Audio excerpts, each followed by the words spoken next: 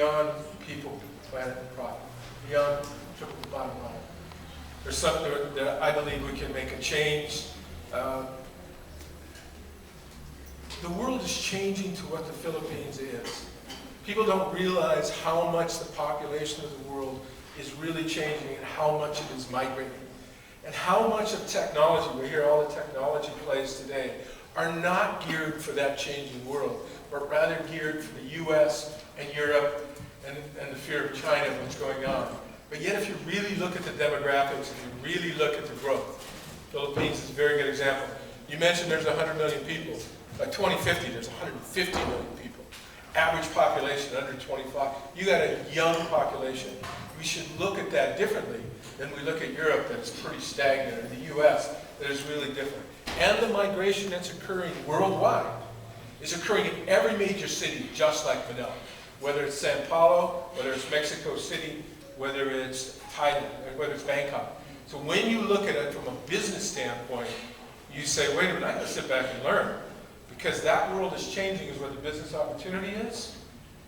And then I think what I was taught, and you'll see it in the presentation, is look at the people.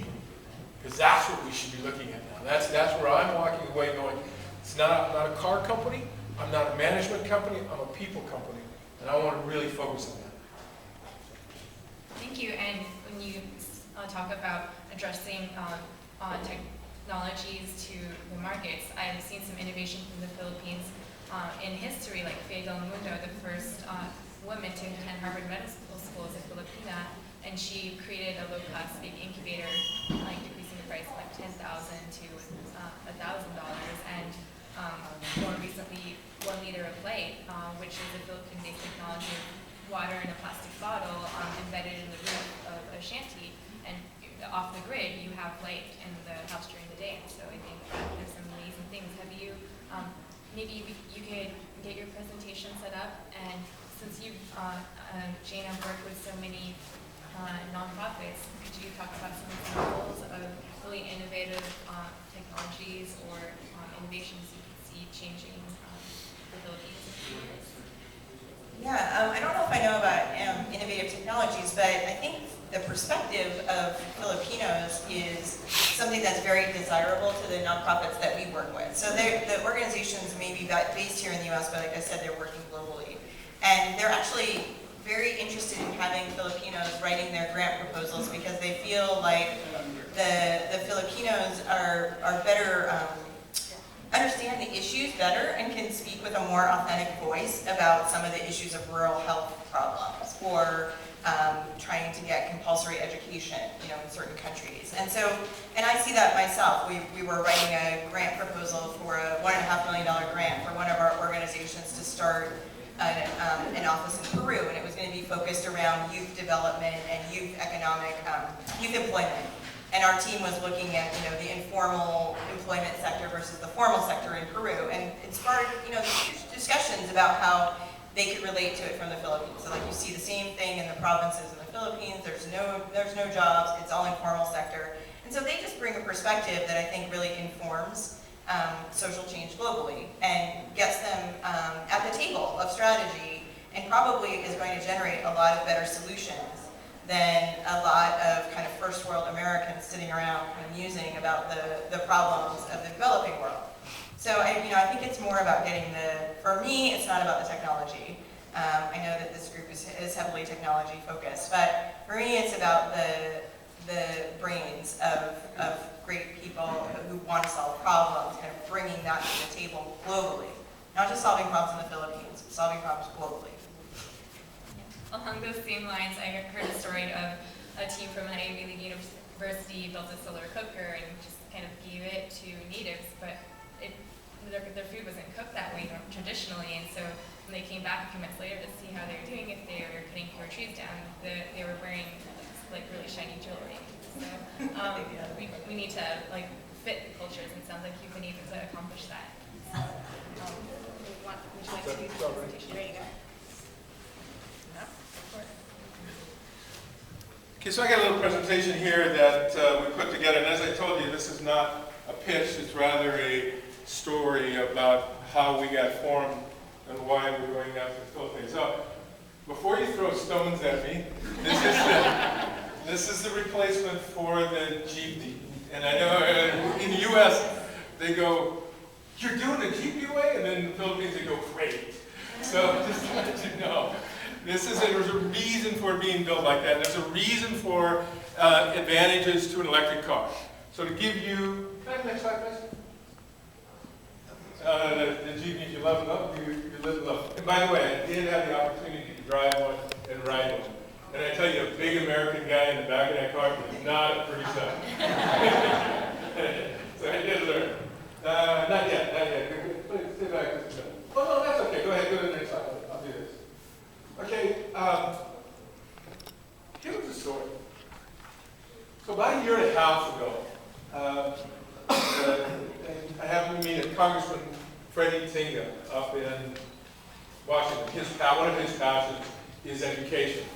And he started in college, he was really passionate about that. And Richard Woodley, who I mentioned earlier, drug me up to Seattle to meet with him. We had a quick lunch. And talked about electric cars, and like most people, when you talk about electric cars, their eyes glass over. They go, "Right, are you Tesla?" You go, "No," and they go, "Okay." And you say, "No, the real answer is in a low-speed car, because that's where the problems are. You can make affordable cars. You can do that." And again, the United States glass over with Fred. Then he comes back again a second time. And then you get into the deeper issues. So I really want to tell you this, because we're really passionate about this. Understand, I was in this business since 1998. We built and sold more electric vehicles than anybody in the United States. Just happened to be a low-speed vehicle that looked like a glorified golf cart, but it was a big car. It was a car that people were buying and using, and it was affordable. And you said the real advantage we found in that car was not what people think. It's not just that it's sustainable. It's that there's only 400 to 450 parts to it, and that a car has 3,000 parts to it. And that I can break it down. The size of my motor is this big to drive that Jeep. The size of the car is 4 feet. And I got to handle a drivetrain, I got to handle all this stuff. And mine is small. What that means is I can break it down into small parts. I can knock that vehicle down and I can ship it someplace and have them build it there. And I'll take two of my greatest costs out. The first one is going to be dealer network, we'll talk about. And the second one is shipping costs. And I want to start creating local labor. So it's free. We can create jobs there for people that actually build an industry, actually start building an automotive industry in the Philippines, and use it as a hub for us to move stuff out. So we said, he started doing it. And then we talked more about what electric cars can do for you. Beyond that, inexpensive. You know, electric cars, 1/3 the operating cost of a gas car. That Jeepney, we could actually give a better life to people if we use an electric car. So the electric car's advantages are not what people would like to tell you. It has a major disadvantage, range. Believe it or not, speed's pretty good, but range is not a great thing with it. So, you can't go far because we're limited by the batteries. Now, I will tell you, in the last 10 years, and I thank Tesla and everybody else for this, they've done an incredible job of making batteries better. 10 years ago, the batteries were 10 times the cost they are today for a lithium battery. Those are dropping down. Life cycle of the battery was about a year and a half. Now they're 7 to 10 years and have secondary uses for it. So all of a sudden now there's an answer for the worst problem, which is the source. But it's still distance. Harvard, 450 miles. Lexus is really nice, you know, driving a freeway. But electric cars, inside a city, don't make any noise. They don't cost much to operate. Don't pollute. So sooner or later, what happens in this thing is you start drilling this down and going after people, and we can get them to stop looking at vehicles like you look at your car. You know, this is my car, this is what I got to live with. That's what we're used to, that's what we want my kids to have. And you go, no, that's not right. And then that moment, we call it the eureka moment. Say, I get it. So Freddie came to me and he said, okay, I get it. He said, but you don't. Because you can't build just an electric car. You have to look broader than that. You have to develop a whole ecosystem. We have to look at the charging stations. We have to look at the drivers. What about those drivers? You're just going to walk in and replace all those cars? You can't do that. Have next slide, please. Okay, just so you know, I forgot to get this slide in there. This was, I have done this before. So as I mentioned, we built more. I sold it to Daimler Chrysler. They sold me with the company. So I was president and chief operating officer of this company. They're up to about 46,000 cars now, even though Chrysler's basically shut it down once got to some point. But still up and running. We had a line, we were running at the top 185 cars in a single day. So we know how to build cars, we know what they're good, we know how to do this. This is what we're building up in Portland right now. This is the Jeepney. It is made for a world market. So why we didn't make it, we had a lot of debate about why not make it look like a Jeepney. Well, frankly, if you want to go to a world market, you really want to have it be shipped out from there. I want heights I can walk down to. I don't want to have my knees rubbing against each other. There's a lot of things I want to deal for floods. So we built this, and you'll see it again, the video is out this weekend. And please check out our website. You'll start seeing this vehicle go around. Our plan is to show it at there's a mall, the SM Mall innovation coming in July. So we'll have the vehicle there for that. Next slide, please. So Freddie comes back and goes. Freddie comes back to me and says, "It's really you got to have ecosystem. You have to look at charging stations, which we have. You have to look at the routes, which we have. We have to look at the drivers and the owners, which we have. We now have orders rolling in. So the orders are coming in. The Jeepney drivers want to change. They've seen what's coming. Operators see it, and here's why. And here was my eureka moment. Is that when you drive in the Philippines and you look out as an American, we're so used to looking at everything being fairly sterile. And you see a child by the end of the road, or you see people that are working 17 hours a day. I don't think you can help but feel that we can make a difference. We went medical, and nobody much talks about medical, but when we went to the Secretary of Bio, and we said, look, we got an idea for this. We think we can change the taxis out. There's 200,000 taxis in Manila. There's 55,000 jeepneys. There's 200,000 jeepneys in all the Philippines. He said, can you please look at the jeepneys for us? The cars represent 85, the transportation represents 85% of our pollution. That's where our problem is. Can you do it? And here's where it shows up. 85% of pollution, we met with a pediatrician over there, said every child she looks at has an asthma problem. Every child. And asthma is almost 100% related to the pollution. So you want to look at medical costs? We can just straight out look at the costs and say, how much does the Philippines spend on medical costs, and how much can we make a difference? So this is my slide. Next slide. Spend 3 to 4 hours a day in these jeeps. That's what the average time of transportation is. That's a lot.